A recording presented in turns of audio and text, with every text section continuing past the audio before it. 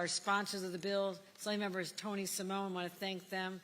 Councilmember Eric Botcher has joined us as well. And of course, Penn South Board President Amber Nicosia. Let's give her a round of applause. Ruth Ann Visnauskas, the Department of Community Renewal. Ruth Ann has joined us. And Ahmed Tigliani, the New York City HPD Acting Commissioners. So that's who we have in the House. And more importantly, we have people from Penn South here.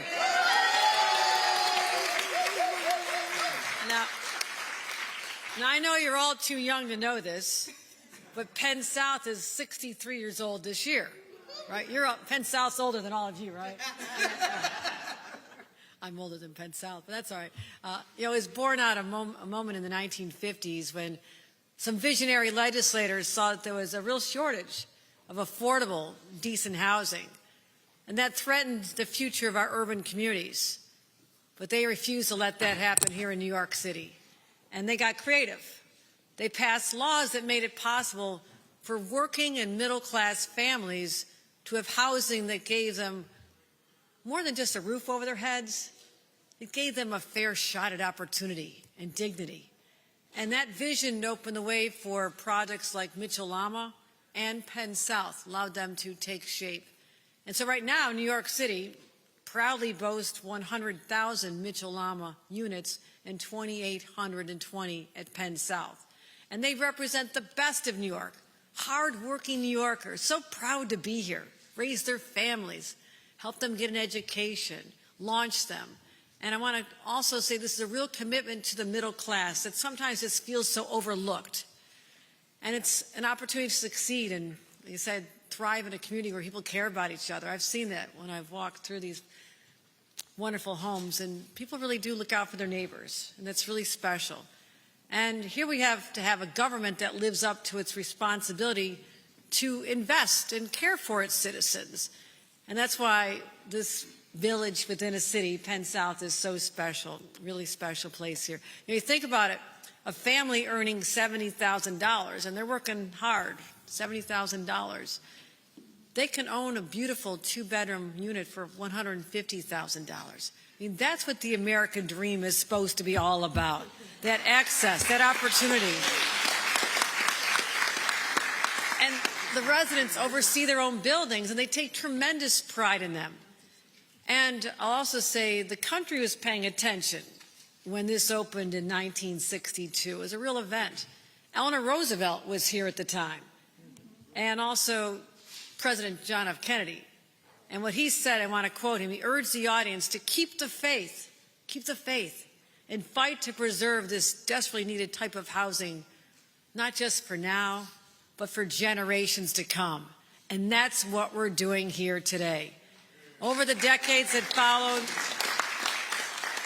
you know this, the costs are going up, the aging buildings have made it more and more difficult. And we want to make sure that that promise that JFK made continues on. So we're here to help fulfill that promise. Since becoming governor, my priority is try to make New York a more affordable place to live. Where people live is important to me. My parents used to live in a trailer park, kind of on the other side of town. Lived in a little tiny place. My brother was born there. There wasn't room for me, so we had a little tiny apartment right after that, but I saw the struggles, and it was as good as it was going to get for a little while for that young couple. But I go back to that same trailer park near the steel plant where my dad and grandpa worked, and they lived the American dream as well. I go back there because there's still people that feel like they've been forgotten. They never had a chance to get out of their circumstances. But my family did. My dad was able to get an education at night while he was working at the steel plant, and eventually he was able to change his circumstances. But not everybody has that opportunity, so I never forget where I came from and my family started. So the opportunity for home ownership and to have something that's proudly your own is so special. And sadly, it's so out of reach for so many people today. But in places like Penn South, we cherish this. And I'm going to continue fighting to make sure we put money back in people's pockets so they can help pay their bills and not have to struggle so much at the end of the month. We worked hard, and I want to thank my colleagues in state government here Senator Brad Hoylman Siegel and Tony Simone, our assembly member, we all teamed up together and put together a vision for this state that says we're going to put more money back in your pockets. And what we're doing is programs like free community college for adults who want to go back to school, who never had a chance before. Free. Books, fees, everything, completely free. We've cut middle-class taxes to the lowest rate in 70 years. For people with families, and I've got a couple little grandkids now, it's really expensive to raise little ones. So we've increased the tax credit from zero for ages infant to 4 years old to $1,000 for a family. That makes a difference, $500 for older kids. We also, for those who have kids or grandkids, free meals in all schools across the state, breakfast, lunch, so you don't have to pay for that.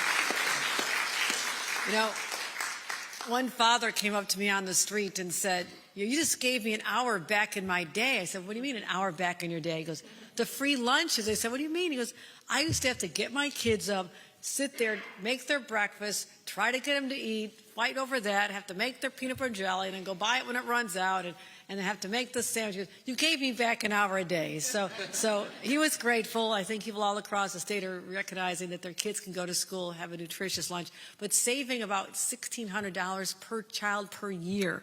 Again, more money back in people's pockets, as well as making sure that we put money back in people's pockets with the inflation rebate, which are just showing up now, October and November. So look for checks upwards of $400 to help you pay your bills.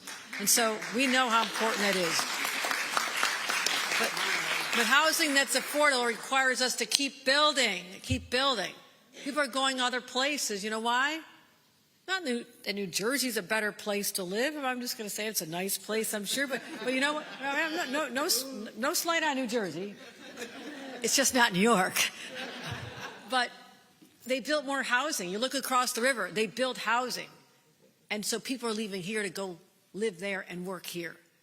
We have to stop that dynamic. So investing in Penn South is an important part of our strategy, continuing investments in projects like these, but just having the ambition to overcome all the oppositions that says, oh no, I'm here and nobody else can come in. That's how you stagnate. That's not how you open up the doors so your own children can live in the community that they were raised in. This is what our fight has been. So we're going to keep building. We committed over $25 billion to build over 100,000 more units, and we're going to hit that target. And also, we've made sure that we could cut taxes for people who live in New York City Mitchell-Lama developments. And it saved residents there $50 million with those taxes, bigger scale. Now, I want to say this. We need to do that here. We need to do that here. And while we're spending money to invest in Mitchell-Lama, investing in those beautiful homes as well, $500 million to rehabilitate them, we also have to make sure that we're protecting Penn South as well. And so today, we're here because I'm signing a bill authorizing the city to extend the same tax cuts to Penn South. And this could result...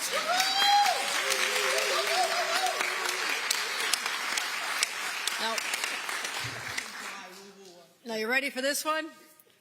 If the city council acts, anybody here from the city council want to let us know if they're going to act on this?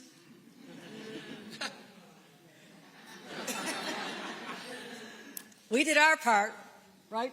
State legislators, I'm sure the city council will do what's right, or they'll hear from every one of you.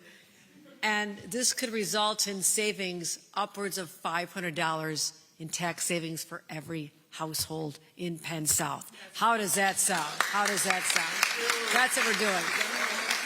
Putting money back in your pockets. I want to thank the tireless advocates as well. You know, again, Amber is a real champion. I mean, you are so fortunate to have her as your president.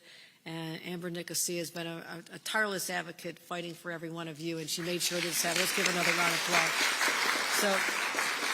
So let me close with just reminding us again of what President Kennedy said. He asked us to keep and preserve this jewel for generations to come. And by making it more affordable for those who are proud to call Penn South home, we are on that path to keep the faith and keep the promise that President Kennedy asked us to do. So thank you, everyone. Congratulations. I look forward to signing the bill in a few moments. Thank you. And let me bring up Senator Brad Hoylman. Thank you. Thank you very much. Good morning, Penn South. How is everyone doing? Good morning, cooperators. I always like that word, cooperators. Suggests we're all working together, as we are, Governor, on this important issue. And I want to thank the historic president of FIT, President Brown. Let's give her a round of applause.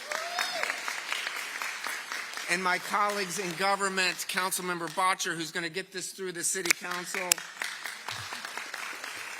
Amber Nicosia, who brought this issue to us. Thank you, Amber. Our amazing HCR Commissioner. Round of applause. And, of course, my colleague, Assemblymember Simone. But mostly Governor Hochul. I'm State Senator Brad Hoylman Siegel, represent the west side of Manhattan from Christopher Street, home of the historic Stonewall Inn, birthplace of the contemporary LGBTQ human rights movement, all the way up to West 103rd Street, from the gay bars to Zay bars, with Penn South in the middle. And it's wonderful to be here today, Governor, given that you have been the most bold governor in recent history to advance housing supply, including your housing compact, streamlining commercial conversions, creating a revolving loan fund for affordable housing, championing transit-oriented development, supporting the pro-housing charter revision questions on the November ballot, and subsidizing the creation of manufactured homes, among other initiatives, including today. Today, we're supporting the fiscal stability for the home of 5,000 middle-class Manhattanites at Penn South. As the governor said, there are few places like Penn South, although there should be more. It is the first naturally occurring retirement community, NORC, reflecting its capacity to serve as a lifelong home for its residents. It was dedicated, as the governor said, back in 1962, in addition to John F. Kennedy. Other attendees included, of course, the former First Lady Eleanor Roosevelt, Mayor Robert Wagner, the president of the International Garment Workers Union, and Robert Moses. Maybe Robert Moses was onto something. Penn South was the home of Bayard Rustin, a key player in the March on Washington, where his partner Walter Nagel still lives. The majority of the land at Penn South is dedicated to green and commercial spaces, and it even has its own in-house power plant. Maybe that's why you're all so energized, I'm not sure. But Penn South remains an oasis of affordability in a sea of rising rents across Manhattan, and we must keep it that way. So thank you, Governor, for signing this bill into law. Thank you, Assemblymember Simone, for your partnership in getting it across the finish line. But most of all, I want to thank the residents of Penn South, because this victory belongs to you. Time and time again, you've been asked to go private. You've been asked to cash out and to sell your apartments at market value. But time and time again, they've resisted that, Governor, because they know that the next generation of New Yorkers need affordable housing too. You've made that possible.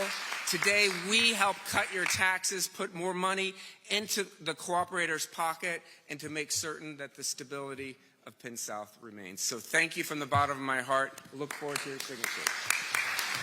And I'm very proud to introduce our next speaker, who wrote this bill with me, Assemblymember Tony Simone.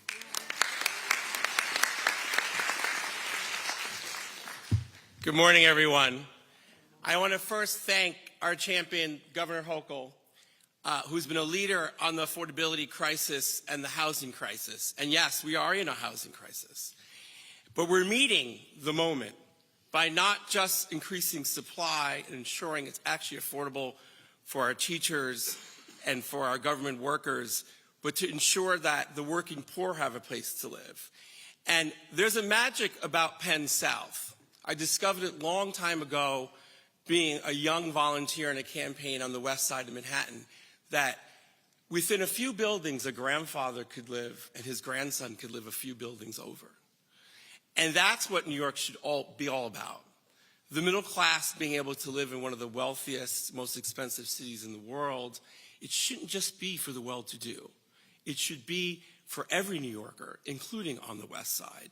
And we've met the moment by beginning to create housing, but we have a long way to go.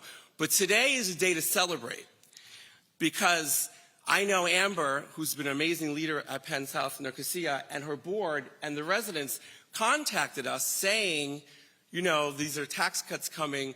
What about us? We have to preserve affordability here. And you know, Albany doesn't ever move that quickly.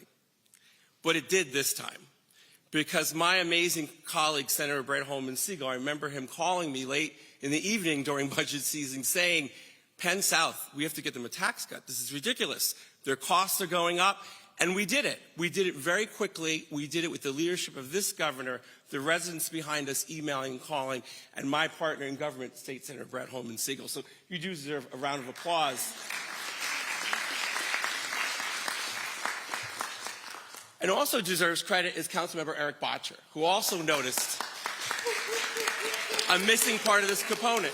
And I know he will also get it through the council. I'm not at all worried about that. But not just increasing supply is the only solution to our housing crisis. Last thing I want to say, it's about preserving the affordable housing we have now. This will save, in a year's time, Amber just told me, $2.3 million in the first year for the residents of Penn South. That's huge. That's a BFD. I won't curse. My mom's Latina. She'll get mad at me. And across the 100,000 Mitchell-Lama households, we'll save up to $50 million annually. That is really taking on the affordability crisis head on, thanks to this governor. That does deserve applause. Lastly, I just want to say this is just the start. The only way we're going to get out of this crisis is that we build in every part of this state. I say this every time I go up to Albany or to other parts of my colleagues' districts, including some of the suburban folks who are resistant to building transit-oriented development by the trains where half the parking lots are empty, that you have to build housing in every part of the state, not just the west side of Manhattan. And we're starting to do that. But we have much more to do. But today's the day of celebrating, and then we get back to work tomorrow. Thank you, Penn South, for everything you do. Please welcome to the podium the board president of Penn South, Amber Nicosia.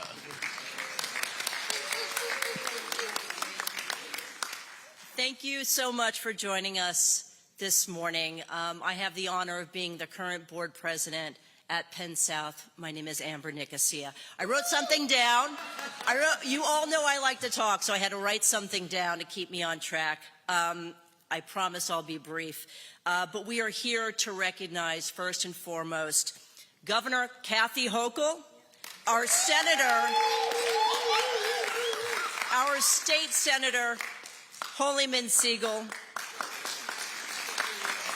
our Assemblyman Simone, for this historic legislation. This is an example of government at its best, working together to champion solutions that make a meaningful impact in the lives of New Yorkers. In 1962, Penn South was built on that very idea, that when government and housing advocates, some of are on stage with me today, when they come together, we can create something extraordinary. We can provide high-quality, affordable housing for those who need. And when you pass legislation which supports long-term housing stability, as this legislation does, you provide something equally important: the foundation for a stable, safe, and vibrant community. So today, on behalf of everyone in the Penn South community, a very, very heartfelt thank you.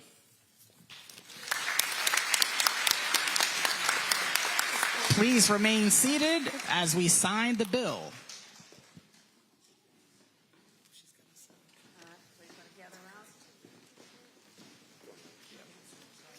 We also would like to acknowledge Acting Commissioner Ahmed Tigani from Housing Preservation and Development. Thank you for joining us.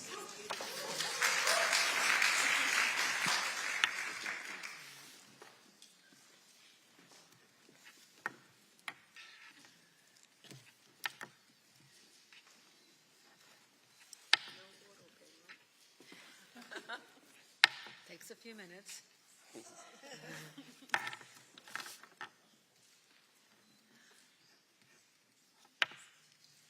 Takes her a long time to write checks, too.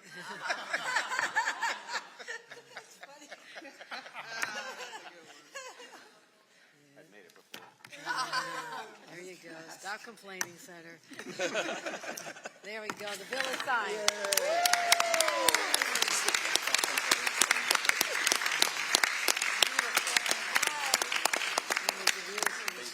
Thank you. Thank you. That concludes our program. Thank you for joining us. We look forward to seeing you again.